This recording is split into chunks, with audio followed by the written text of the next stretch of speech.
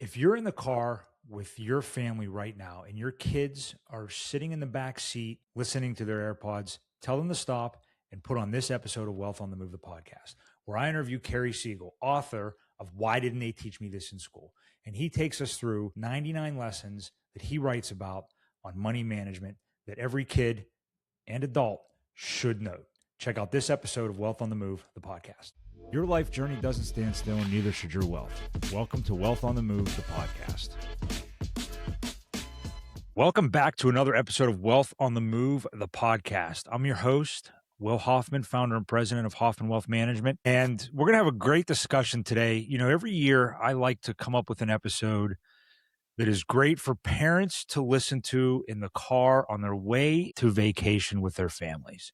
And I think this is going to be the episode that does that this year. It's no secret that financial literacy is an issue in our schools, and it's not being addressed by our schools. I know it's something that's passionate to us at Hoffman Wealth Management, and we're so passionate about it that every year when we have clients with kids that are graduating from high school or college, or we have an opportunity to give away graduation gifts, the graduation gift I give is always this book called Why Didn't They Teach Me This in School?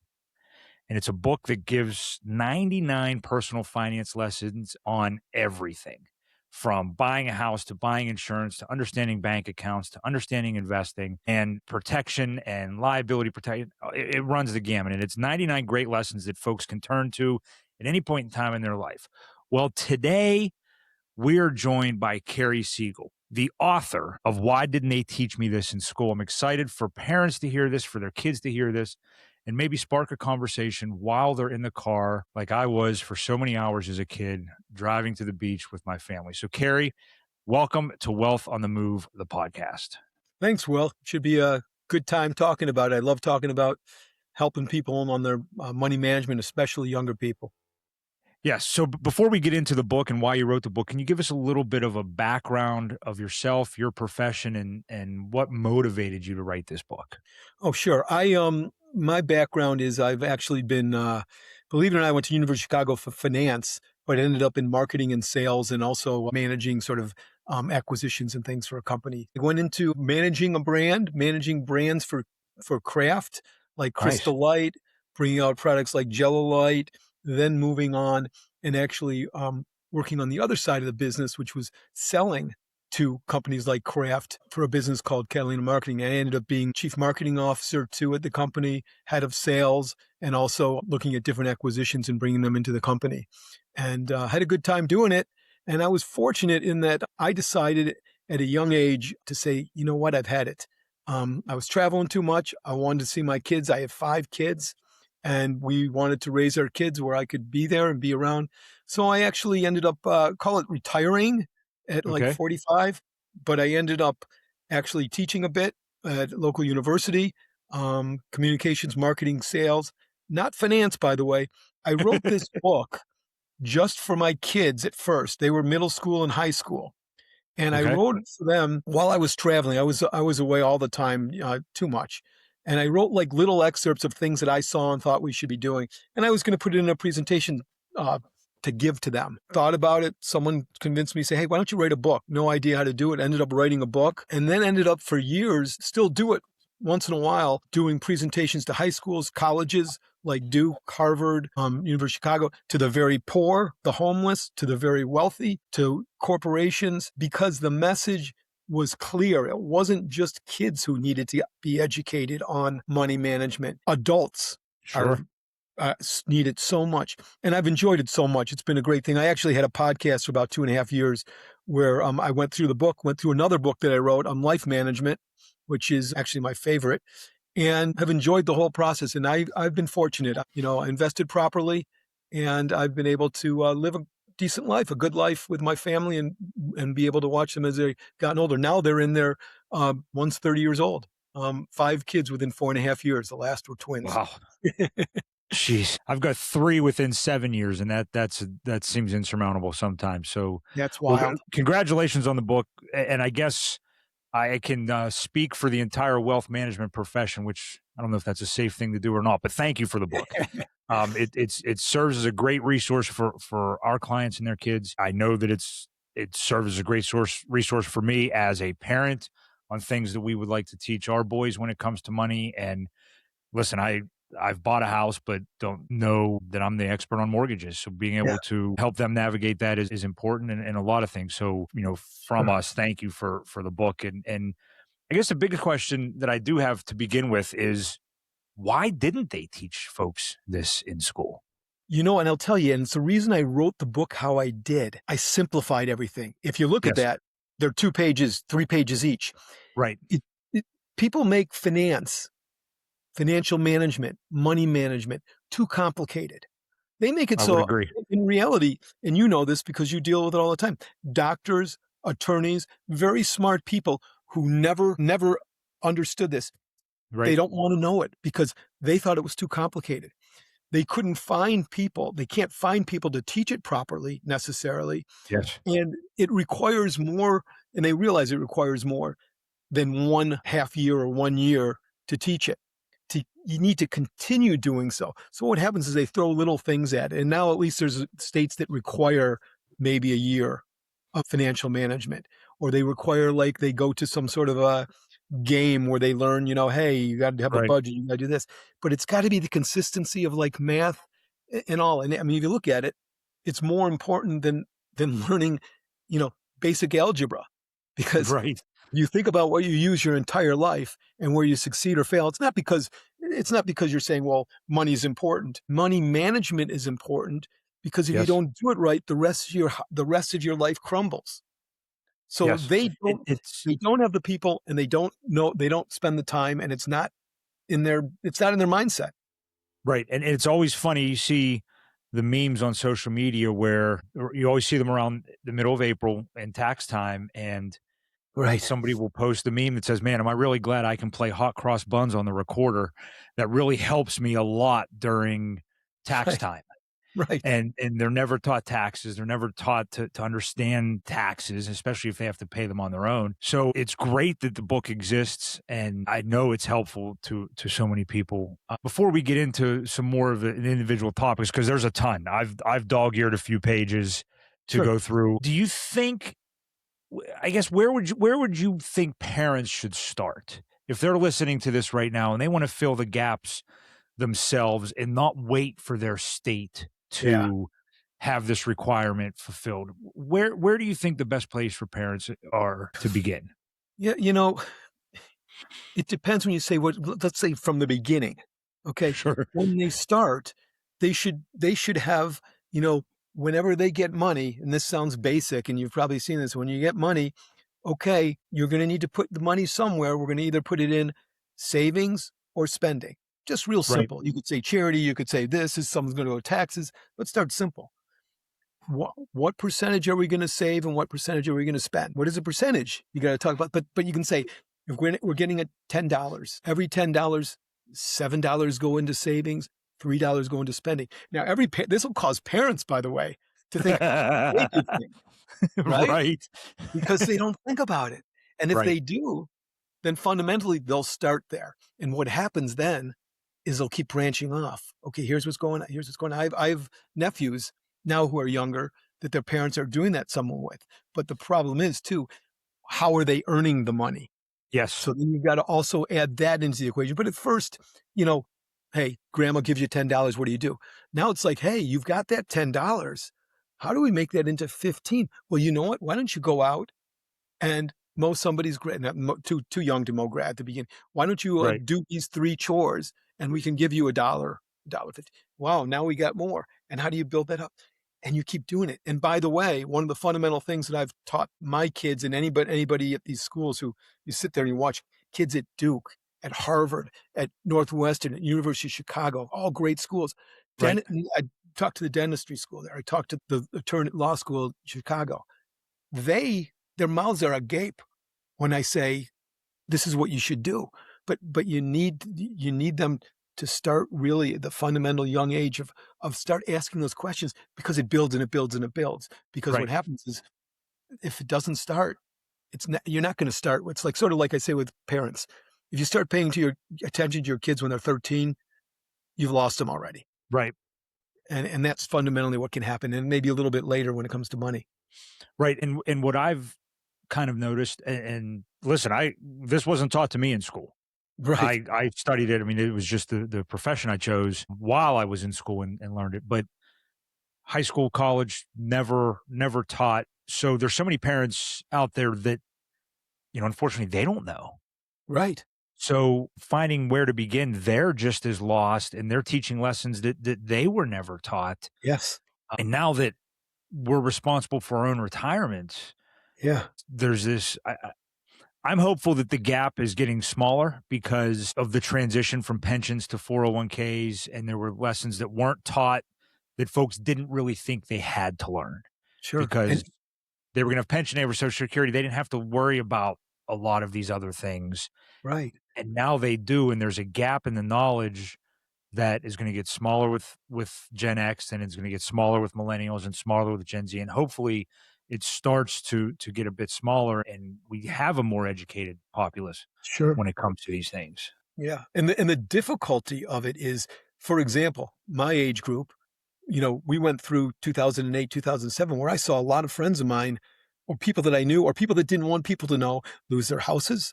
Right. They didn't understand mortgages. They didn't understand that, my gosh, everyone told me I need to have 6 months of, dollars An to live. emergency fund. Right. Emergency fund. Well, what happens now you're 40, 45 years old or 40 years old? Now you've got nothing saved up for your kids' education or your retirement. And now you've got the other pressures that are hitting, which is you have to take care of your parents, Yes. and you've got to take care of your kids because the cost of education, the cost you're talking, your age group, my age group, all different, they're all being squeezed. And if you have no understanding of money, then you could really, the stress that people must be under has to be Hmm. unbelievable. Yes. Yeah. Without question. Thank you for tuning into this episode of Wealth on the Move, the podcast, brought to you by Hoffman Wealth Management. Here at Hoffman Wealth Management, we focus on working with busy families and active retirees, helping them navigate the complicated scenarios of their wealth while building the life that they desire. And we believe that every financial journey deserves direction. That is exactly what our proprietary process, the HWM navigation formula, provides. Just like a GPS, our navigation formula begins with two key questions. Where are you now? What does your financial picture currently look like? And where do you want to go? What goals and dreams do you have? From there, we help you navigate every financial turn en route to your desired destination with clarity and confidence. It's more than a plan, it's a personalized path forward.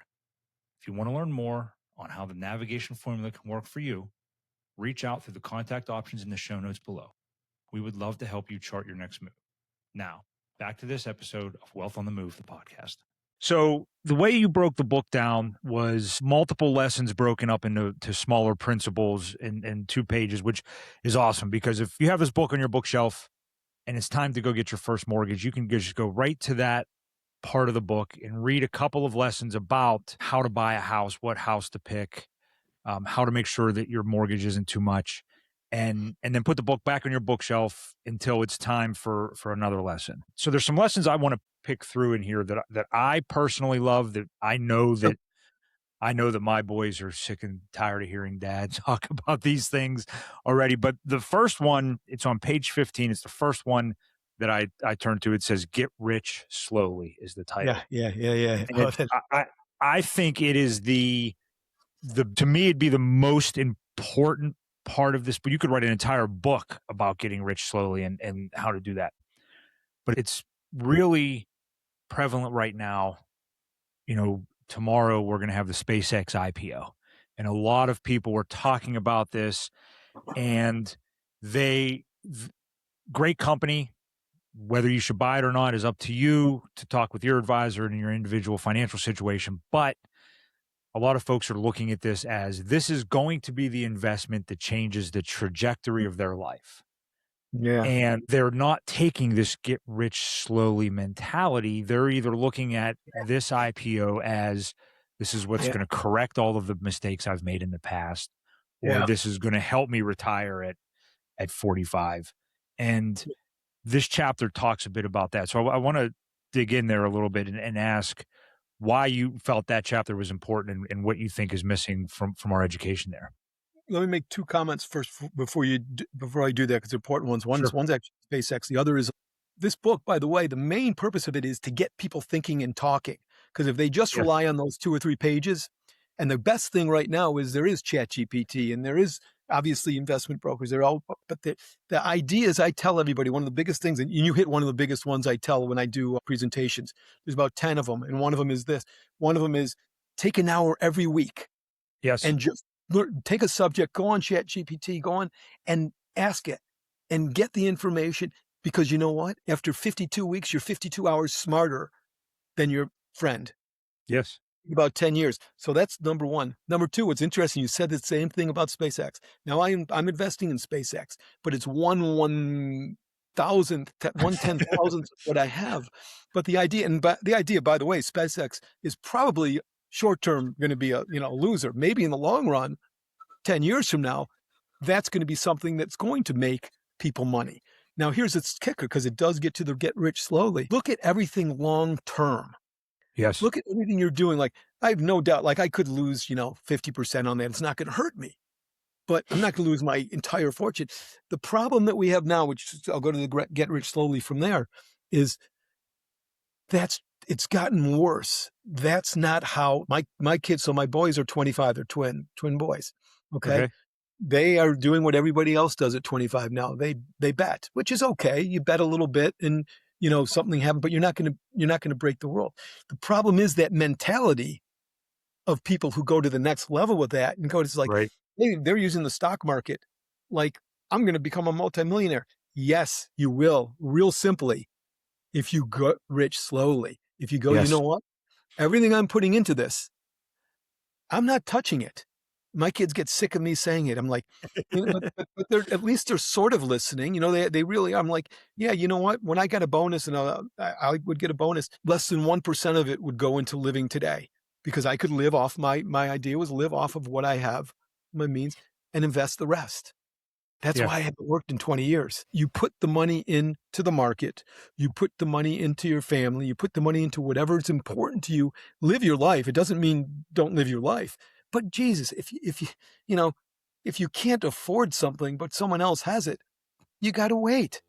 Don't Right. keep up with the Joneses. They're going broke. They're grown. That's another one of the chapters I dog-eared But that you said. it all flows together, right? Because everybody's Right. looking at social media and they're going, God, look, everyone's on vacation. Everyone's doing this. Right. No, they're not. And some of them are, but they can't afford it. So Right. if you do it slowly, it works. It's like fundamentally and this comes from experience, not just me, but people that I know, friends of mine, people that haven't made a lot of money, people that have made a lot of money, people who are still looking to make, they do it by saying, you know what? That's okay. I'm going to buy a car and I'm going to drive it till I don't need to buy it. I don't have to buy it to impress the person next to me, which again goes to the don't keep up with the Joneses. Right. It's the whole get rich What's slowly. that phrase?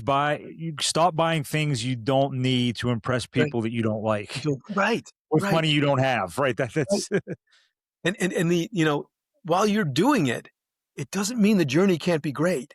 To right. me, that's the key. The journey has to be fun as you're doing it. Well, it's not fun if all of a sudden you're going, I'm paying this, I'm paying for this, I can't afford it, and now I got to figure out how I make this happen. And so get rich slowly. Yeah, that you're probably going to hit all the top 10 that I do. You might hit. There's Yeah. a couple ones that I don't follow anymore, which we'll talk Yeah. about those And too. ironically, the next one I dog-eared was don't try to keep up with the Joneses. They're going bankrupt. Yeah, and And I that's, use them. Yeah, go ahead. it's so funny that folks will come in, whether they're new clients or existing clients. And one question that is always mystified me that folks will ask is, how are we doing in comparison to, and that mystifies me that shouldn't matter. Right, Your question should be, how are we doing in comparison to what our goals are? right. And not how other 55-year-olds are looking at this, not how Right. other first-year retirees are looking at this. It should be, how am I doing in relationship to my goals?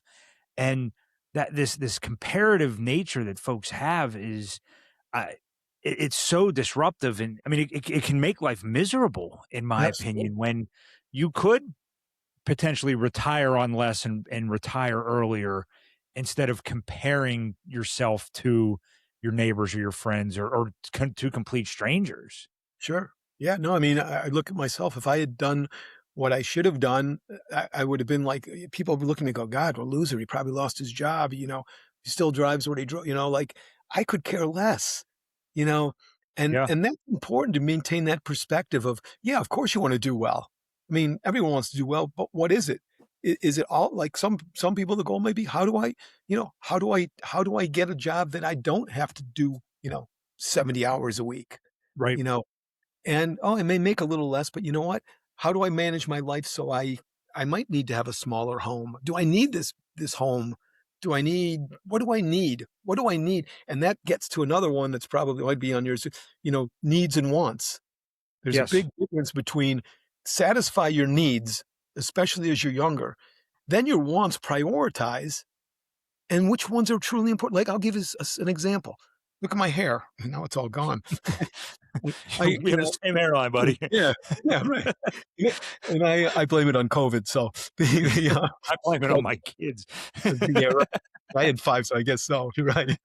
But my haircut guy, I go to Great Clips because I don't care.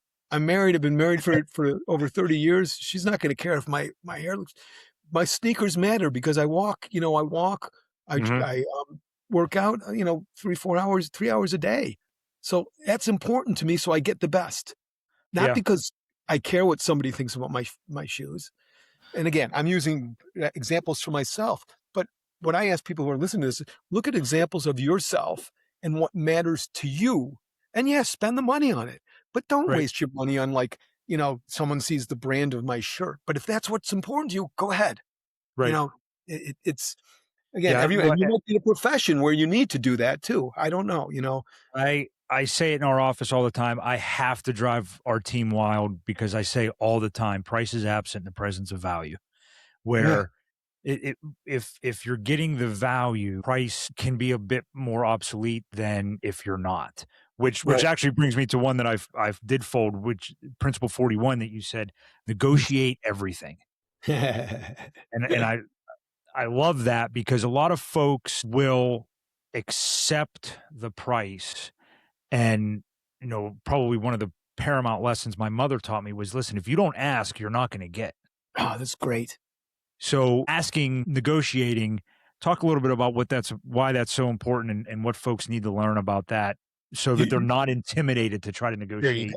something that they've felt like they shouldn't.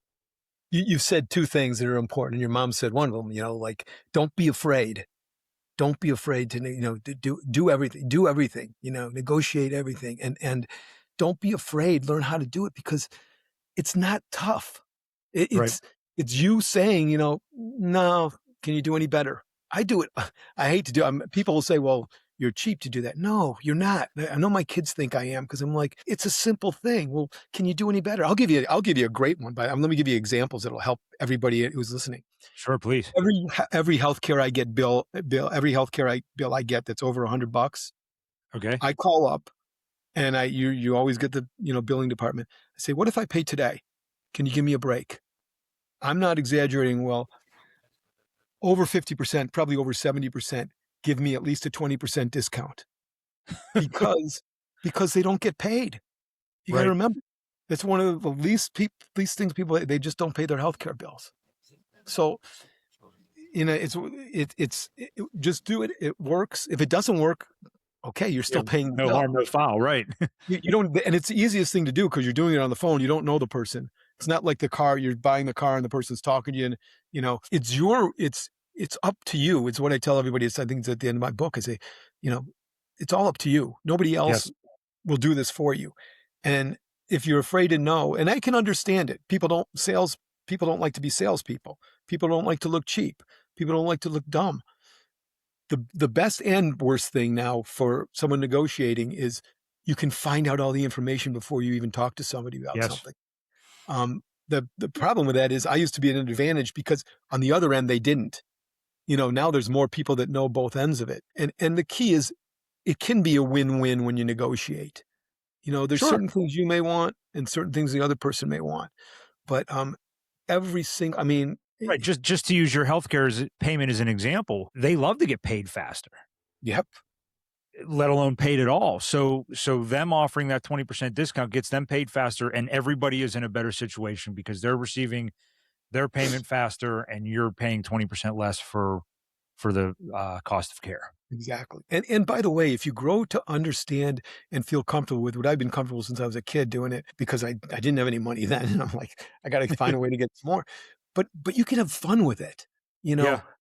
I've walked into like a donut shop and it's like 11:30 and I'll be like, how much for those 3 donuts? That's what it says it's 70, whatever it says it's $1.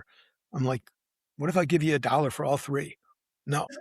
Okay, I'll be like, well, who's going to buy them? They're going to go see. Okay, and I got a donut, 3 donuts for, but it's, like just as a goof, but it actually works a lot of the time. First time you do something as a goof and it works, you're like, wow, wait a second, what if I did this Wait, on what have I been missing? Right? What am I leaving on the table? Yeah. You want to hear the funniest? I'll give you a funny one real quick that my daughter told me. My daughter's in Korea, South Korea. She's actually an officer there in the military. So she went to buy a car. Now cars are very cheap there. They're like, Okay. $1,500 for a car and you get it for like a year or two. So she said 15, she goes, she was negotiating and she said, Dad, you'll like this. This is wild. 1,500.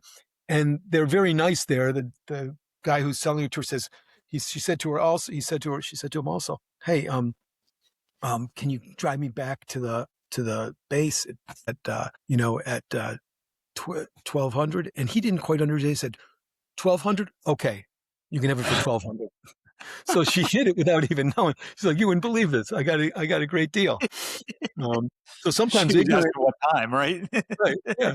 Another one I have dog-eared, Principle 48. Invest in your 401k at least to the company Oh, match. Yeah. We just went through graduation season with a lot of folks starting their first jobs and signing up for their first 401ks.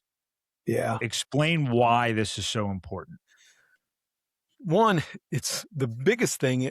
There's two big things that don't even get into the money. One is you get used to living on less and you don't even realize it because you've never had the money before. Right. So that $5,000 that you're putting in for, okay, you never thought of. The second part of it is when you do it, you're amazed at how much it grows to because you just consistently do it. You consistently do it forever. And I will tell you, back in my day, I didn't do it the first 2 or 3 years probably because I didn't know what it was.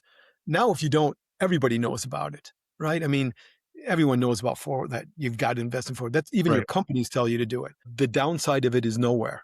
It's you got tax advantages from it, and you get the mentality of no matter what you're saving. Now, the problem with it is though, some people think that's all I have to do, Right. and I'm going to be okay.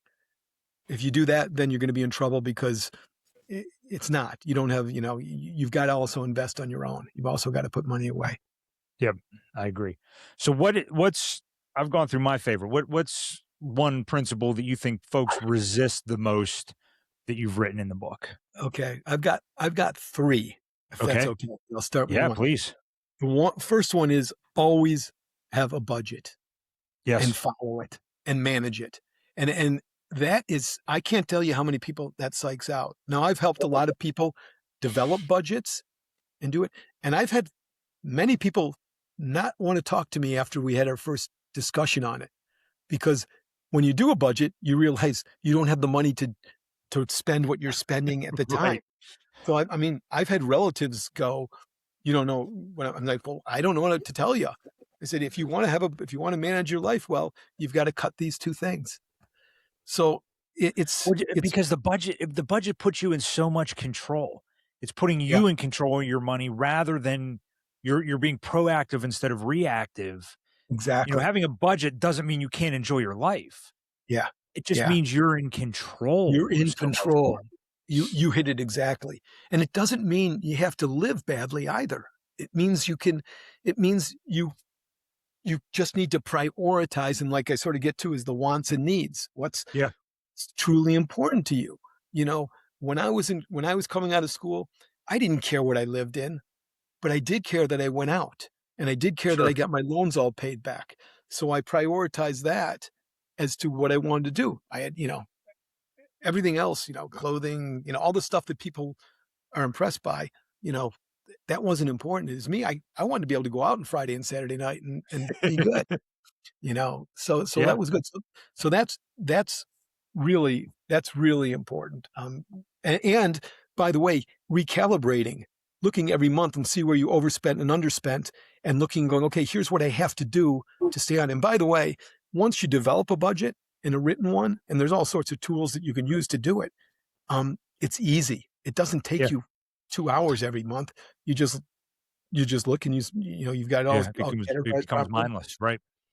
So that's one that's when it all comes sort of together with the three of them. Always live below your means is another one. And this one is very interesting because I don't know what the percentages are now, but the percentage of people living above their means in our country is way more than the ones Um, living More than it below. should be. Right. And I that goes mean, back to keeping up with the Joneses. But it's Washington doesn't really set a great example with those things either. So it's amazing. I mean, I've talked to football players, and it's like, okay, yeah, you've got $5 million in this contract, but what happens when you blow out your knee? Oh, that five right. million is going to last me forever. No, it's not, because you just got a house for your mom, which was a very nice thing to do. When Right. you paid cash, and you'd like, so they don't. You've got to realize, hey, if you make 5 million, but you're spending 7 million, you're going to be in trouble. Sure. But if you're only making 70,000 and you're spending only 50,000, you're going to be in great shape Hmm. as you move forward, because you're living your life, you're living the journey, and ultimately you're able to save and do better. The third one that goes with that is something that I learned from a professor, believe it or not, an accounting professor, which I could care less about the course at the time, but he's a very smart guy. He said, look, let me tell you something. He said, you're going to make money in your life. You're going to get a job. I'm sure it's going to be a good job. You're coming out of a good school, and you're going to get it. You're going to make money. One day, someone's going to tap you on the shoulder, or you're going to start your own business, and you're going to make more money. He said, every single time you make more money, live a little bit better, 20% better, save the other 80%. Keep doing that over time. He goes, you know how you've been living. You're happy. Keep doing that, and you're going to be in unbelievable shape. The hard part is coming out of school. Yes. People are in bad shape. You've got to make the decision whether you can afford school, when you can afford school. It's becoming more of a critical decision now, because, are you going to get ahead? Right. What are you choosing? And that's a tough thing to ask a 17-year-old kid. Sure. Hey, I want to be this. And you're telling them all the time as they're growing up, live your dreams. Well, Yeah. I thought I was a really good Dreams can be basketball. expensive. Right. Yes. I was what? I was like 5'10". I'm Jewish. I'm like, there's not many 5'10" Jewish basketball players out there. So I'm like, yeah, that's my dream. But you know what? So, Cary, I'm 6'5", and there's it still didn't have a shot either. And Right. I wanted same thing. My dad Right. set that I wanted to go to IU when Bobby Knight was there and try to be a manager and and he said, listen, it's expensive, and you can Yeah. get a damn good education close to in Pennsylvania for about half the price. Right. Um, at the time it was, you're squashing my dreams, and now it's kind of like, okay, that was Yeah. pretty prudent advice to Right. make sure that I wasn't having a ton of school debt or putting him Yeah. into a ton of debt to make sure that Yeah. education was paid for. No, that's good. That's good that you're and it's tough though, because tell them all the time, go after your dreams. Yeah. It's very, very interesting. Yep. So, I want to talk about some life stages. The name of the podcast is Wealth on the Move, and folks are moving through stages of their life. So I want to ask about 3 different life stages and what's one thing they should do right now, whether you cover it in a book or not. Okay. Let's start with, we just went through graduation season, the new grad getting their first paycheck. What are the first 3 moves that they should do? Well, that's great. One is their IRA, for sure. Mhm. IRA. 2 is, I hate to say it because they don't want to do it, is start paying off your loans if you have loans. Okay. And the three is live your life so you enjoy it as you're doing it, but realize that there's trade-offs. So what I'm saying is, you know what? If your apartment's important to you, spend it there, but don't realize that's where you're going to be most of the time. So I would say that would be it. Yeah, those would be the 3. Okay. Some practical moves for the 30-something with a family and a mortgage. Okay. People won't agree with me on some of this. I have a way of one is I would say pay off your mortgage as quickly as you can. I Okay. would put an extra payment or two towards your mortgage principal only as you're moving forward. Here's why. I've always fundamentally believed and done it where I've thought, you know what, as soon as I pay off my house, I don't have, no one can touch me. Yeah. Worst comes to worst, I'm living in my house. I'm doing fine, and Sure. okay, no one can get. No, I'm not going to be homeless, and I'm not saying you would become homeless, but to me, that became security for me. Yeah. Second thing is you've sort of got to make a decision with your kids right away, as you got kids in your 30s. Are you going to be paying for their education or not? Because Yes. if you are going to be paying for their education, then you've got to start managing that process. And I say that because I have a lot of friends and know a lot of people who didn't do that. And all of a sudden we're like, whoa, because it happens quick. It Yes. happens Yeah. quick. And if you don't start early, you're going to be in trouble. The third one, which I'll say every time, is enjoy your life as you're doing these things, but realize you've got to enjoy it. Sort of the same thing I said before. You've got to make those proper trade-offs. I personally would invest at all these in the state. I would invest in the stock market. Some people are real good at real estate. If they have the ability and the risk factor to do it.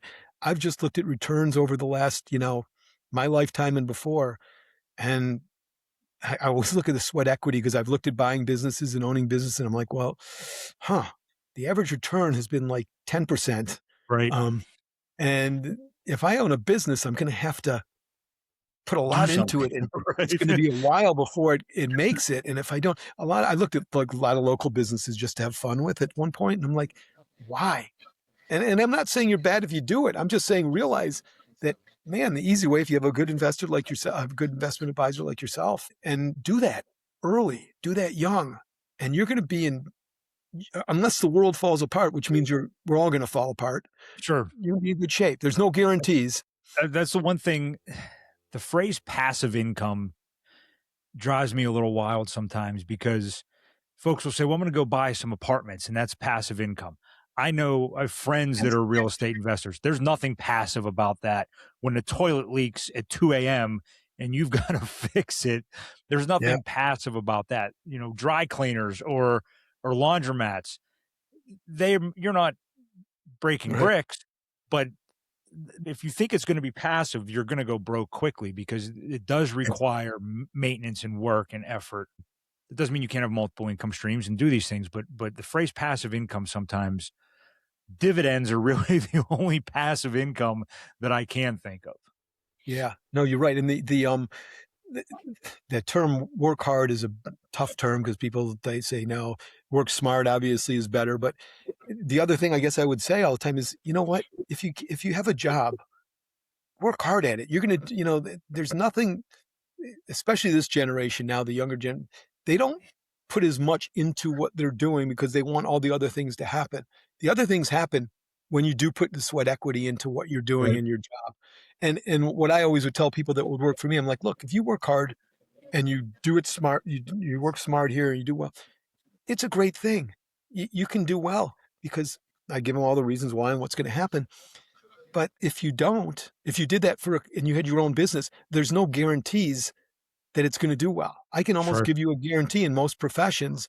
If you work hard, you do the job, if not through your current job, people are going to see you and go, Right. you're going to go Is somewhere that the else and guy I do want well. working for me? That's the woman I want Yeah. working for me, right? Yep.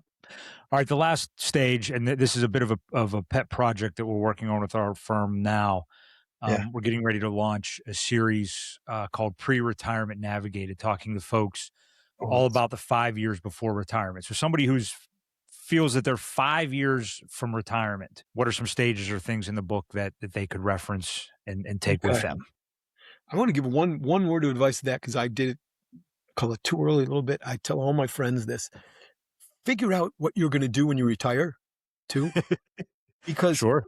it's some of it's qualitative, some of it's quantitative. Because you know you got to make sure you have what and that this gets to your real direct question. But the first is, you know, people realize, wait a second, I'm retired.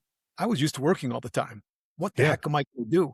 And then they realize I got to go back to it some way. So what I say is that maybe there's a phase to it where you say you're 5 years from retirement.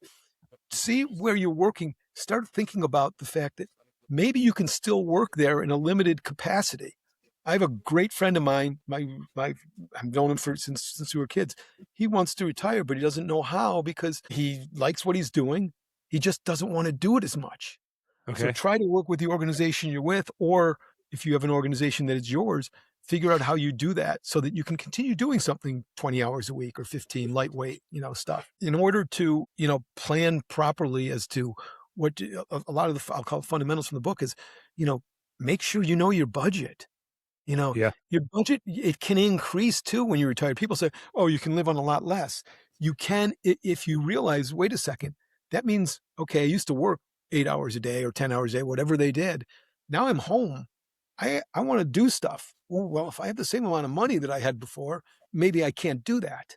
So Right. truly understand what it's going to cost you to do what you're going to do, and make sure you have that, have the Yeah, proper we always budget. walk folks through two budgets, and you've referenced it, the needs and wants. Yeah, And because and I'm going to segue this, there's a mission to my madness here. yeah, We can try our best to live the way you want to, but yeah, there may be years or conditions where you have to live the way that you need to, yeah, which is bringing me to a question that I've had since we started this conversation.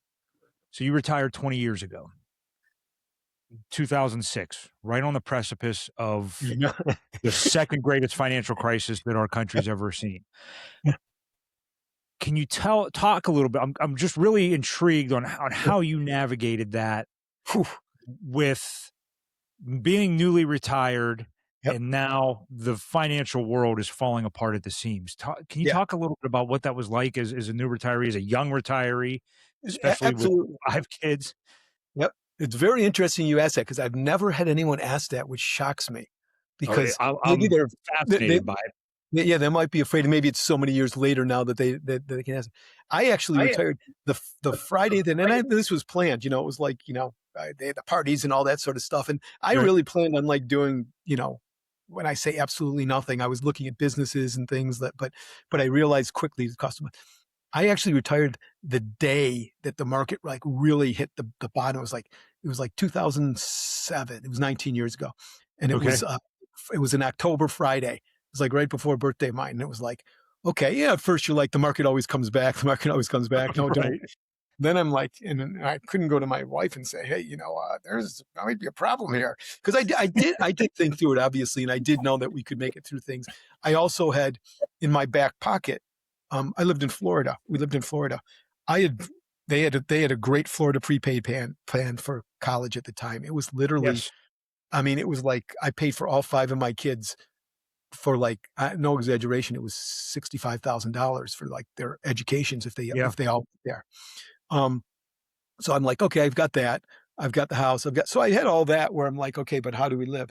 So I did, very interestingly, probably about 6 months later, well, maybe a few months, I had people calling me asking to do consulting stuff. So I did that a little bit here and Okay. there to make sure that I had some cash, and I stopped looking at businesses because I realized all these businesses were, you're not going to make money for a while, Sure. and sort of hunkered down a bit. No, the family didn't realize it because we had our house, we were living fine, we did well. And one thing I didn't do, and there's a guy I was on a board with who said he sold like half his stocks, sort of midway through. I'm like, now I've been here before. I stuck with it, and I stuck with it, stuck with it. So all my investments that had gone down that I was going to live off of, it took a while, not as long as you would think, right? Took a couple of years. Right. They all came back, but I will tell you, it was not it was one of those where I'm like, I was fortunate in that if I really did want to go back to work, I could, because I wasn't that far removed from it. And I was still young. Sure. There were opportunities that people were calling me on. But I was like, I really wanted to spend time coaching, doing all the things. And I thought I'd go back to it. And so I did a little bit of here and there. I sort of hunkered down because I'm like, I was okay. I was okay. Like I had enough where then I started thinking about it and I'm like, oh man, it could have been Was it better. always the plan to retire early? From the onset of your career, was that your mission? When I was young, I always said I only want to work like 25 years, like stupid Okay. like that. And then when I was getting approaching. Like I had different offices in different cities, and I was just gone too much. And my kids were like, between the ages of but when I retired, like 7 and 11, around Yeah. there. And I'm like, you know what? I can do this. This is okay. My wife was always she didn't work at the time, but she's a physical therapist by trade. So again, that was another backup that we had.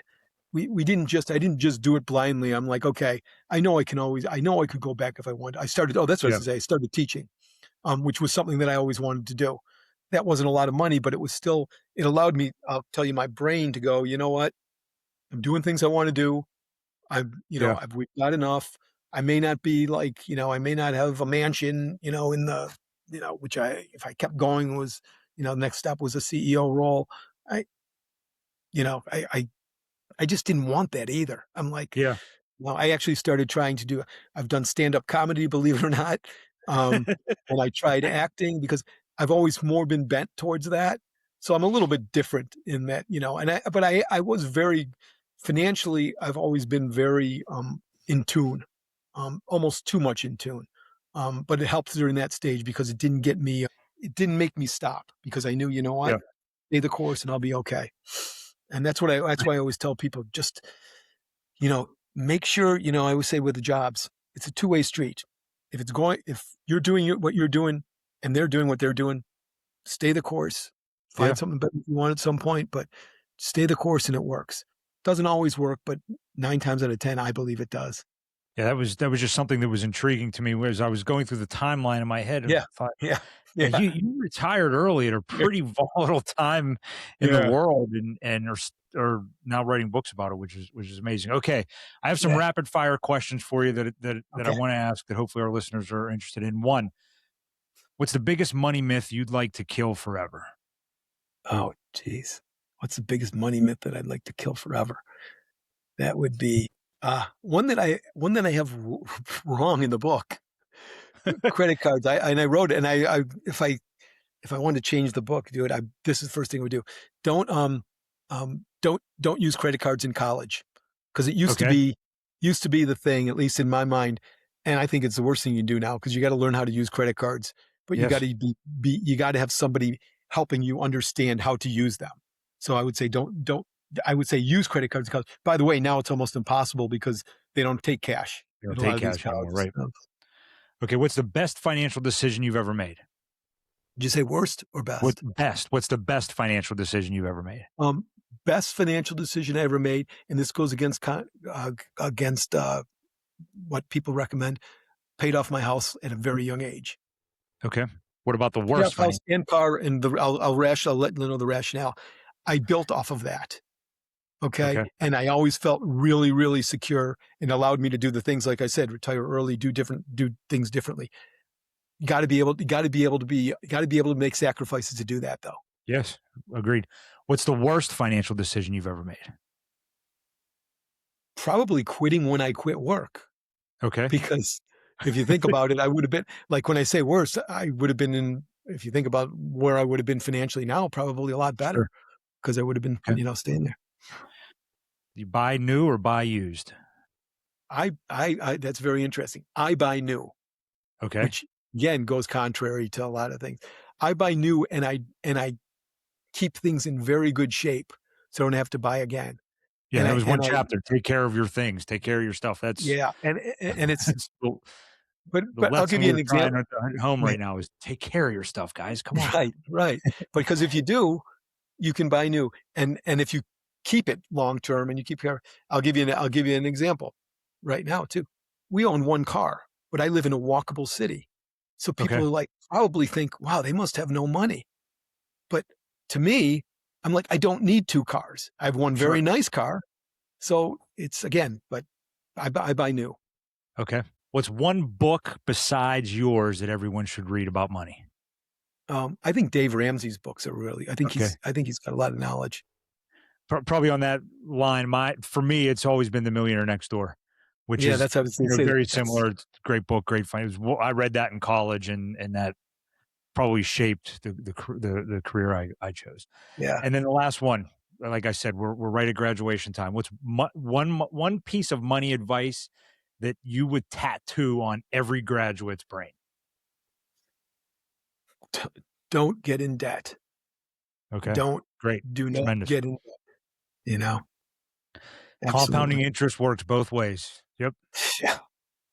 Yeah, there's so many people that buy, like, they've gotta get that, whatever it is, and the interest rate they're paying is crazy, Yeah. It's unbelievable. It's scary. Well, thank you so much for joining us on Wealth on the Move, the podcast, Cary. It's been a great pleasure. Again, your book's been instrumental in our business and for our clients and their kids. If folks do want to buy the book, where can they find it and how can they purchase it?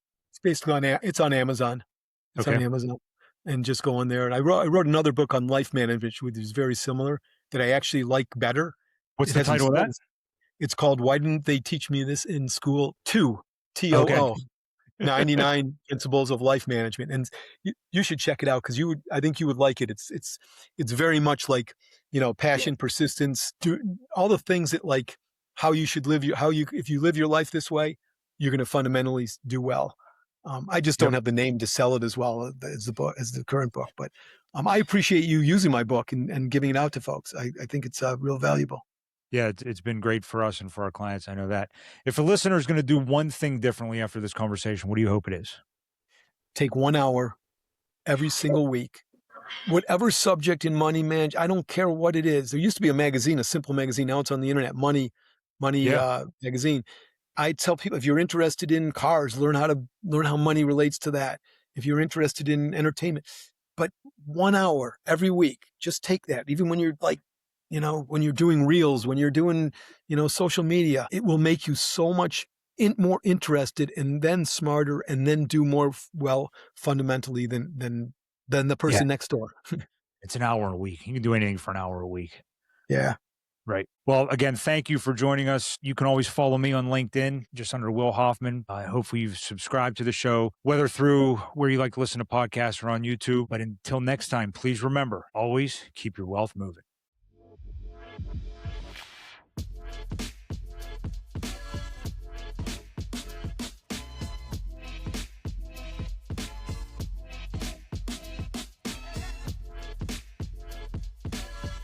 Cary Siegel and Why Didn't They Teach Me This in School are not affiliated with Hoffman Wealth Management or Private Advisor Group.